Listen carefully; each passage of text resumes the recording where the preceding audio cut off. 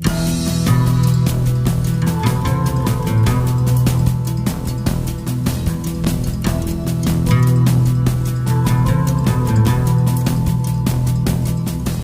guys, my name is Pratima Bharti and welcome to my channel. Today in this video I am going to share with you within, without and about. दोस्तों आज के इस video में मैं आपको बताने जा रही हूँ prepositions within, without and about. तो समझते हैं कहाँ पे इन तीनों का यूज किया जाता है।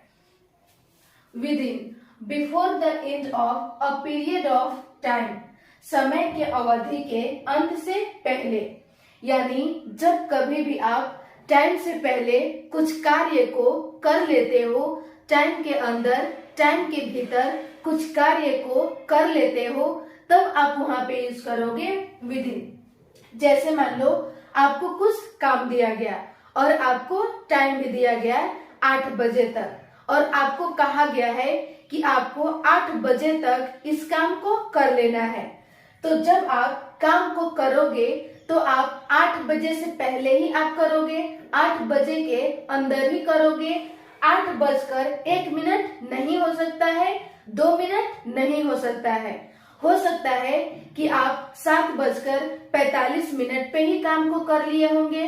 हो सकता है कि आप 7:30 पर ही काम कर लिए होंगे, लेकिन आपको काम को करना है 8 बजे से पहले ही, 8 बजे के अंदर ही। तो इस सिचुएशन में आप विदिन का यूज करोगे। एग्जाम्पल से समझते हैं। They will come within 20 minutes.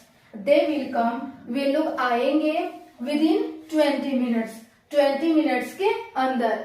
हो सकता है कि वे लोग 19 मिनट्स में ही आ जाए, हो सकता है कि वे लोग 17 मिनट्स में ही आ जाए, लेकिन उन लोग को आना है 20 मिनट्स के अंदर ही, 20 मिनट्स के भीतर ही, यानी 20 मिनट से पहले आना है। 21 यहाँ पे नहीं हो सकता है, इसीलिए यहाँ पे विदिन का यूज किया गया है। अगला एग्जाम्पल है, my daughter is coming within 5 days. My daughter is coming, मेरी डॉटर आ रही है विदिन 5 डेज, 5 दिन के अंदर। हो सकता है कि मेरी डॉटर 4वें दिन आ जाए, हो सकता है कि मेरी डॉटर 3रे दिन आ जाए, लेकिन जब वो आएगी तो 5 दिन से पहले आएगी, 5 दिन के अंदर ही आएगी। इसीलिए यहाँ पे विदिन का यूज किया गया है। यहाँ पे 6 दिन नहीं हो सकता है।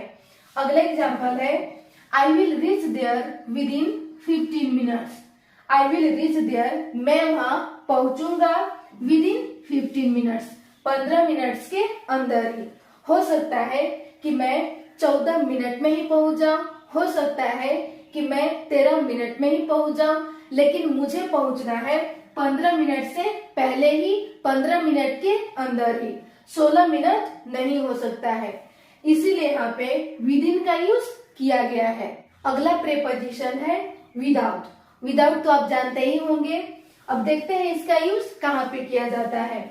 नॉट यूजिंग और बीइंग विद समबडी और समथिंग, किसी व्यक्ति या वस्तु के बिना।